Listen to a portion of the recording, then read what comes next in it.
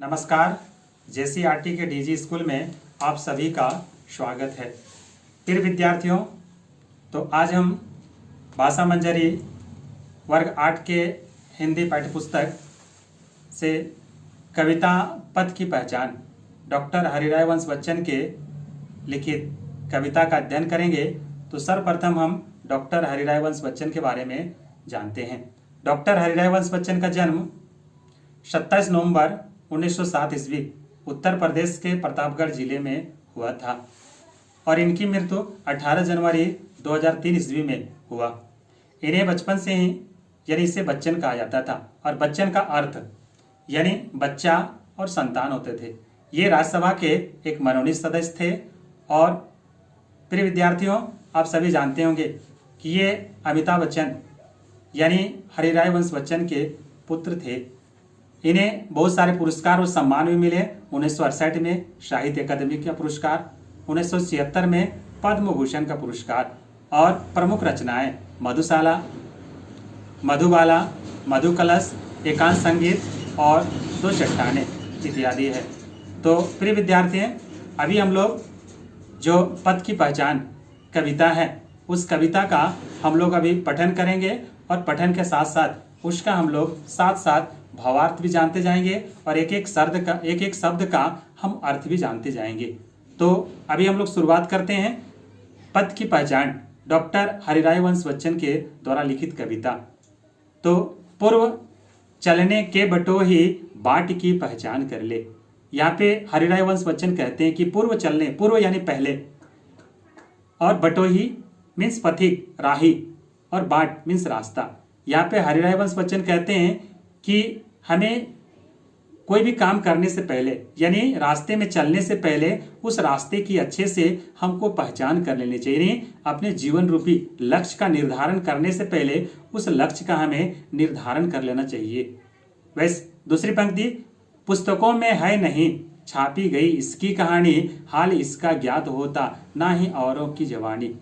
कहते हैं कि हमारा जो जीवन रूपी यानी जीवन लक्ष्य जो है, जिस रास्ते में हम चलते हैं, निर्धारण किए हैं, उस रास्ते का किसी भी पुस्तक में छपा नहीं है और नहीं किसी का मुख से ये जवानी यानी किसी का कथन से ज्ञात है।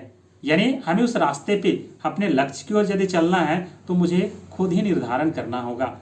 खुद सफलता की ओर बढ़ना है तो मुझे खुद ही मेहनत करना होगा। कवि कहते हैं कि अनगिनत राही गए, इस राह से उनका पता क्या, पर गए कुछ लोग इस पर छोड़ पैरों की निशानी। यानी कविवर हरिराय वंश बच्चन कहते हैं कि अनगिनत राही गए, कि इस रास्ते पे यानी जीवन लक्ष्य की जो रास्ते हैं उस रास्ते पे बहुत सारे गए राही, पथिक, लेकिन वैसे लोगों को कोई गणना नहीं है, कोई गिनती नहीं है।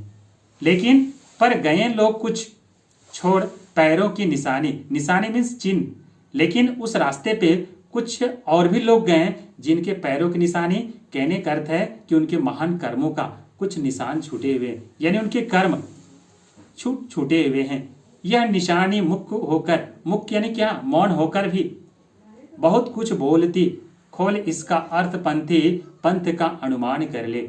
यानी यह निशानी मुख्य होकर, यानी जो हमारे महान पुरुष उस रास्ते पे गए उनकी निशानी है, मौन होकर भी बहुत कुछ बोलती है। यानी हम लोगों को बहुत कुछ संदेश, बहुत कुछ सफलता का मार्ग देने का काम करते हैं, हमें रास्ते चुनने में, लक्ष्य को निर्धारण में सहायता करते हैं। खोल इसका अर्थ पंथी, अर्थ यानी क्या, उनकी रहस्य, पंथी यानी रास्ते, मार्ग, पंथ रास्ता, अनुमान यानी हमें कहते हैं कि खोल इसका अर्थ यानी वैसे महान पुरुषों का रहस्य को खोलकर हमें भी अनुमान लगाकर, यानी हमें भी उनकी जानकारी होकर, यानी जानकर हमें क्या करना है, उस रास्ते में हमें भी चलना है। कवि कहते हैं कि पूर्व चलने की बटोही बाट की पहचान कर ले, कि उस रास्ते में से चलने से पहले हमें क्या करना है, उस रास्ते की यानी पहचान कर लेना, यानी हमें लक्ष्य की पहचान कर लेना है। कविवर कहते हैं यह बुरा है या कि अच्छा, व्यर्थ दिन इस पर बिताना। कहते हैं कि जिस पर हम चल रहे हैं वह अच्छा है या बुरा, उस पर हम सोच विचार करना बेकार है। जब असंभव छोड़ यह पथ दूसरे पर पग बढ़ाना। कहते हैं कि जब इस रास्ते को छोड़कर जब हम दूसरे रास्ते को चयन करेंगे, सोचेंगे, तो उस रास्ते में बहुत सारी कठिनाइयां आएगा, लेकिन उस रास्ते को छोड़कर हमें जाना मीन्स ऐसा नहीं कि सफलता, यानी वहां भी कठिनाइयां ही आएगा। तो उसे अच्छा समझ, यात्रा सफल इससे बनेगी। यानी कविवर कहते हैं कि जिस रास्ते को, जिस मंजिल को छोड़ यानी पकड़कर आप जा रहे हैं, उस रास्ते में यदि आप अच्छा समझ के जाएंगे तो निश्चित है कि वो रास्ता यानी यात्रा जो होगा वो आपके लिए सरल होंगे, यानी आपके पथ की पहचान में वो एक सहायक होंगे। सोच मत केवल तुझे ही यह पड़ा मन में बिठाना, यानी ऐसा नहीं सोचना है और ऐसे नहीं सोचकर आ जाना है कि यह हमारे मन में बिठाना मीन्स हमारे लिए ही है, यानी हम सबों के लिए है। हर सफल पंथी यही विश्वास ले इस पर पड़ा है, यानी पंथी क्या है, यह राही पाथिक। कहते हैं कि हर सफल, कोई भी जो व्यक्ति सफल हुआ है तो उसको क्या है कि जीवन में कठिनाइयां आता है और कठिनाइयों को रास्ते को हल करते हुए, कठिनाइयों के रास्ते को झेल कर ही वो आगे बढ़ता है। ऐसे हमें क्या करना है, हर सफल पंथी यही विश्वास ले इस पर पड़ा, यानी हर कोई व्यक्ति सफल हुआ है तो वह विश्वास के बल पर हमें भी विश्वास देना है कि हम जिस रास्ते पर चल रहे हैं वह हमारे लिए उन्नत ही होगा। तू इसी पर आज अपने चित्त का अवधान कर ले। कहते हैं कविवर कि तू आज अंतिम रूप में सोच ले कि हमें इसी चित्त, मतलब चित्त यानी मन लगाकर अवधान, इसी को जानकर समझकर हमको इसी रास्ते में चलना है। तभी कर सकते हैं कि पूर्व चलने की बटोही बाट की पहचान कर ले, कि हम जिस रास्ते में चल रहे हैं हम उसकी अच्छी से पहचान कर ले, जान ले। है अनिश्चित किस जगह पर सरित गिरी गहवर मिलेंगे। कहते हैं कि हमें यह भी पता नहीं है कि रास्ते में कब नदी, कब पहाड़, कब गड्ढे मिलेंगे। है अनिश्चित किस जगह पर बाग वन सुंदर मिलेंगे, और ये भी नहीं पता है कि कब रास्ते में क्या होंगे, बाग भी मिलेंगे, जंगल भी मिलेंगे, सुंदर उपवन भी मिलेंगे, किस जगह यात्रा खत्म, और हमें यह भी मालूम नहीं है कि कब हमारा ये यात्रा खत्म हो जाएगी।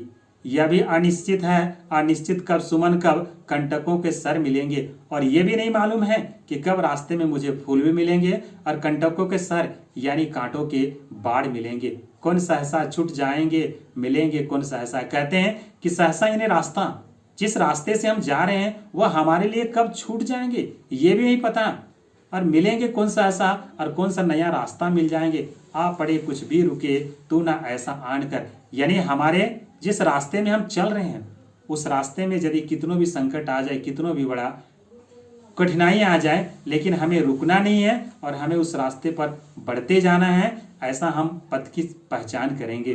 पूर्व चलने के बटोही बाट की पहचान कर ले, कि हे राही, चलने से पहले हम उस रास्ते की अच्छे तरह से पहचान कर ले। कौन कहता है कि स्वप्न को ना आने दे हृदय में। कहते हैं कि कौन कहता है कि स्वप्न को ना आने दे हृदय में। आज हम सोचते हैं कि हमारा स्वप्न जो होता है वह हृदय में ना आ, देखते सब हैं इन्हें अपनी उम्र अपने समय में, लेकिन हम स्वप्न क्या अपने हृदय और अपने समय में देखते हैं, और वही समय यानी हृदय स्वप्न को अपनी कल्पनाओं में बैठा के रखते हैं, जिसके वजह से हमारी जो मंजिल होती है वो मंजिल में थोड़ी सी बाधा होती है। और तू कर यत्न भी तो मिल नहीं सकती सफलता। कहते हैं और वैसे यदि हम स्वप्न को अपने हृदय में बैठा के रखते हैं तो निश्चित थोड़ा हमारी क्या होता है, विद्यार्थियों की हमारी जो सफलता होती है, सफलता मिलने में थोड़ी परेशानी होती है। ये उदय होते कुछ दे नयनों के निलय में, यानी हमें उदय करना, हमें एक नई सोच लाना।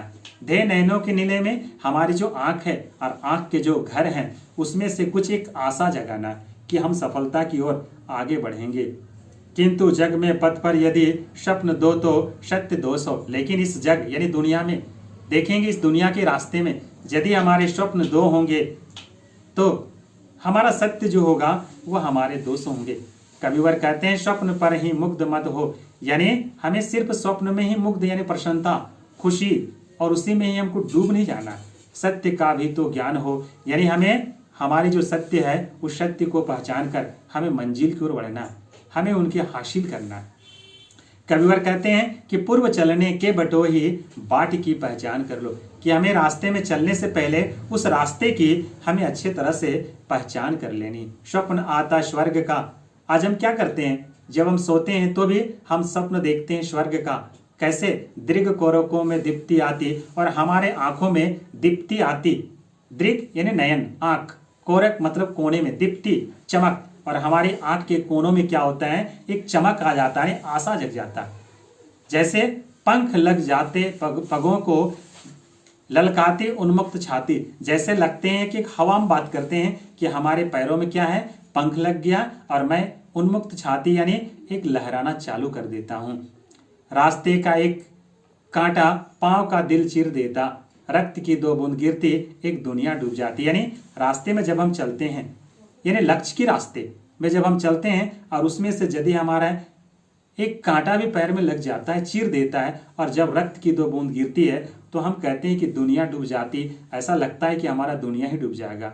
आंख में हो स्वर्ग लेकिन हमारा स्वप्न कैसा होना चाहिए, आंख में हो स्वर्ग, पांव पृथ्वी पर टिकी हो, कि हमारी निगाहें कहीं भी हो लेकिन हमारा पैर जो है वह पृथ्वी पर टिकी होनी चाहिए। हमारी मंजिल जो है उस मंजिल को पानी को टिकी होनी चाहिए कि हम उस मंजिल को पा सकते हैं। कांटों की अनोखी सीख का सम्मान कर ले, यानी ये कांटे क्या है, यानी कठिनाई है, हमारे जीवन की एक प्रतीक है, यानी विकास की और हम एक सफलता का प्रतीक है। हम कांटे मत से हमारे अंदर परेशानी आती है और इस परेशानियां मतलब हमें सीख देती है, तो हमें उनको सम्मान करना है और उससे हमको सीख मिलना है। यानी पूर्व चलने के बटो ही बाट की पहचान कर ले। कविवर कहते हैं कि हमें कोई भी रास्ते चलने से पहले उस रास्ते की हमें अच्छी पहचान, यानी क्या, कोई भी रास्ते कोई भी कार्य को करने से पहले हम सारांश के रूप में कहेंगे कि कोई भी कार्य करने से पहले उस कार्य का क्या तत्परता से समझ के विचार करके उस कार्य को हमको करना चाहिए, तभी हम मंजिल की ओर बढ़ सकते हैं, उसको हासिल करते हैं। तो प्रिय विद्यार्थियों, हम लोग इस प्रकार इसकी चर्चा को समाप्त करते हैं। अगले में हम लोग उसका एक प्रश्न उत्तर को हम लोग देखेंगे। धन्यवाद।